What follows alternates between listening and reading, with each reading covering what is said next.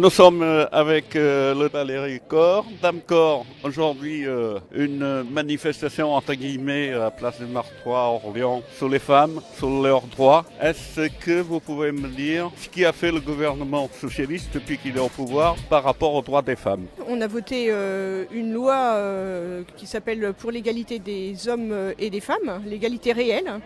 Et donc on a voté un certain nombre de choses, aussi bien au niveau sur le plan professionnel, sur des choses plus contraignantes dans les entreprises pour obliger à qu'enfin on arrive au salaire égalitaire entre les hommes et les femmes au même emploi.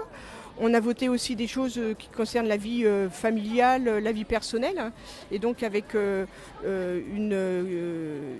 quelque chose de très contraignant pareil sur le paiement des pensions alimentaires pour les femmes séparées. C'est-à-dire que maintenant les caisses d'allocation familiale peuvent anticiper le paiement et après se retourner contre les maris qui ne sont pas les bons payeurs. Et puis on essaye tout au long de l'année de porter cette idée que les hommes et les femmes sont égaux de tous les jours, pas que le 8 mars. Voter des lois, c'est très bien, mais encore faut-il qu'elles soient appliquées. Alors apparemment, c'est pas le cas. Ah oui, non mais sur la question de l'égalité entre les hommes et les femmes, c'est fondamentalement le problème. Les premières lois datent de 82 et on n'a pas assez progressé. On a progressé, mais pas assez. On le voit rien que sur le nombre de femmes élues à l'Assemblée nationale. On est 25% alors qu'il y a obligation de parité. Donc on voit la difficulté. Mais justement, c'est une des choses qu'on a essayé de faire dans la loi là, c'est d'être plus coercitif.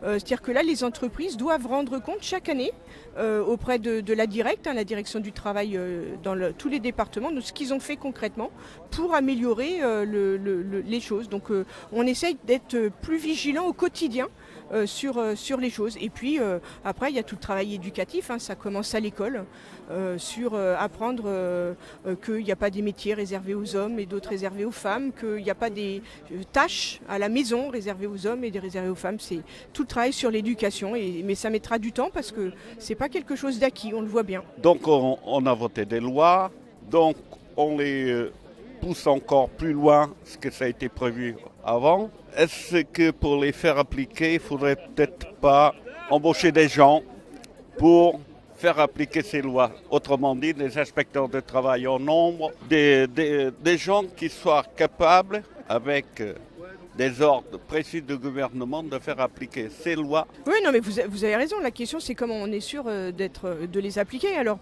il y a au niveau de l'inspection du travail des embauches prévues, pas simplement sur la question des droits de la femme, parce que la question de est-ce qu'on vote des lois qui sont réellement appliquées dans les entreprises, elle se pose sur tous les sujets, pas que sur la question de l'égalité. Et donc oui, il y a une nécessité de mieux contrôler, mais vraiment, ça fait partie des choses là qui ont été prévues, peut-être sur cette idée-là de collègues plus expérimentés et puis de connaissance du terrain, qui fait que la loi, c'est souvent une belle intention, mais comment on fait pour qu'on contrôle? Donc les inspections du travail, la direction du travail départementale a un vrai rôle à jouer sur ce sujet-là, mais comme d'ailleurs sur toutes les aides qu'on donne aux entreprises en ce moment.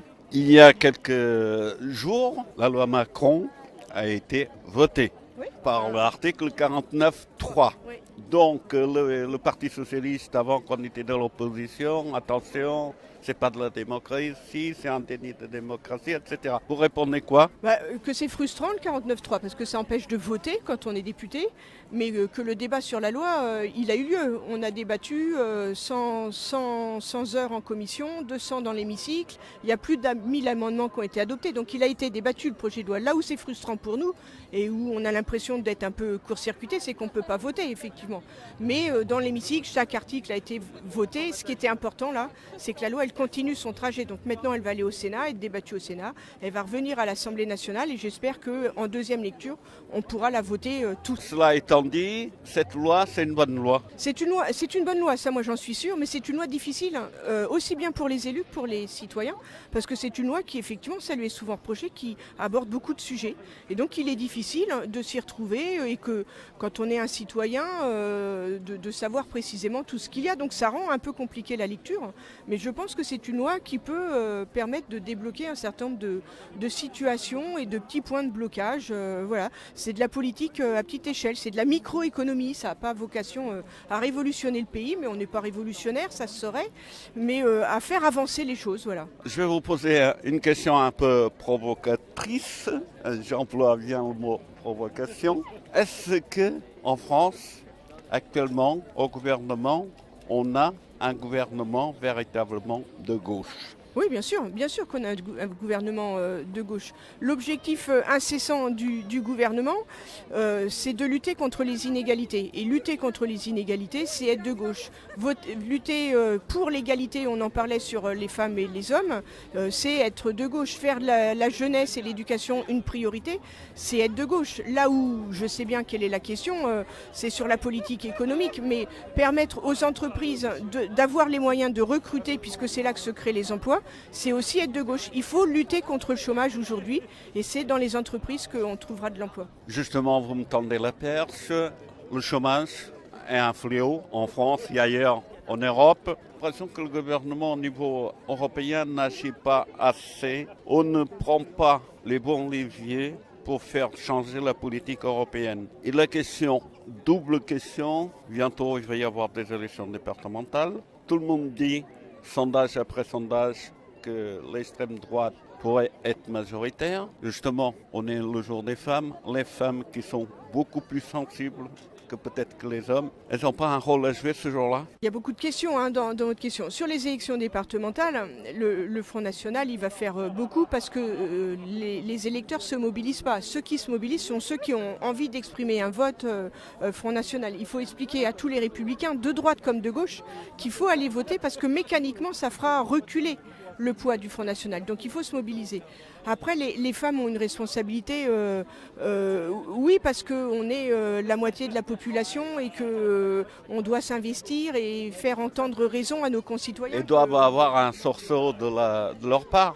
Mais il doit y avoir un sursaut de la part de tout le monde. Les femmes n'ont pas là-dessus une responsabilité supplémentaire. D'autant plus que, globalement, on paye aussi tout ce qui ne s'est pas fait depuis 30 ans. Dans notre pays et que globalement ce n'étaient pas des femmes qui étaient en responsabilité. Donc on ne peut pas demander aujourd'hui aux femmes d'avoir un sursaut de plus alors qu'on supporte déjà plutôt les erreurs de nos prédécesseurs, souvent masculins. Il faut qu'on soit solidaires tous, hommes et femmes, pour ce sursaut républicain dont on a besoin. Donc l'Europe ne peut pas faire mieux? Alors l'Europe, c'est pas qu'on ne peut pas faire mieux, c'est que l'Europe est à droite. L'Europe est à droite aussi bien au niveau parlementaire qu'au niveau des États. Et donc Hollande est souvent seul. À son arrivée, il était seul. Il est rejoint maintenant par Matteo Renzi et puis même par notre ami grec. Mais c'est la politique du petit pas. Alors c'est frustrant, mais voilà, il avance. Il y a quand même des choses qui ont évolué. Il y a un plan d'investissement. Juncker, qui n'est pas un grand investisseur dans l'âme, a bien compris que c'était nécessaire. La BCE change de politique et va remettre de l'argent dans les États. Donc ça évolue, mais pas assez vite, ça c'est sûr. Il est vrai qu'en France, au niveau pouvoir d'achat, c'est pas terrible. Donc on dit oui, mais pour avoir du pouvoir d'achat, il faudrait avoir des emplois. Est-ce qu'il ne faudrait pas plutôt donner d'abord du pouvoir d'achat pour que les gens y consomment et donc les entreprises ils suivent le mouvement? Il faut faire les deux, c'est ce qu'on essaye de faire. C'est-à-dire qu'on a augmenté les allocations familiales. On vient encore là d'annoncer la prime pour l'emploi qui va permettre d'accompagner 7 millions de nos concitoyens. Donc on le fait, on continue à avoir un système de chômage qui est très accompagnateur, très protecteur. Donc on essaye d'un côté de maintenir le pouvoir d'achat autant que faire se peut.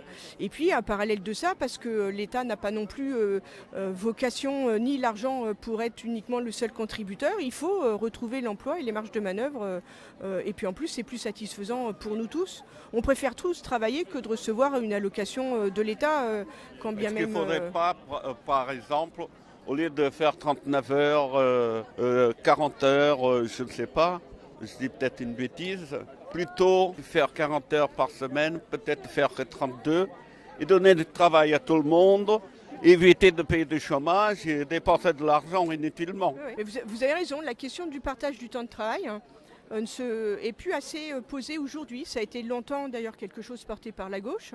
Et moi je pense qu'effectivement c'est une question qu'il faut qu'on se repose, hein, parce que je pense que même en termes d'organisation de la société, la semaine de 4 jours, les 32 heures, hein, c'est quelque chose d'intéressant sur lequel effectivement la gauche devrait retravailler beaucoup plus. Là, moi, je suis vraiment d'accord avec cette idée-là. Ça permet de partager le travail, hein.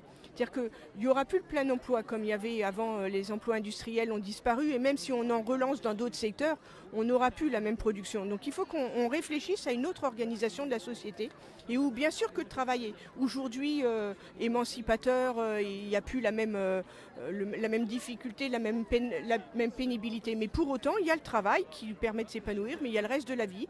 On parle en ce moment beaucoup de l'engagement de nos concitoyens suite aux événements de janvier.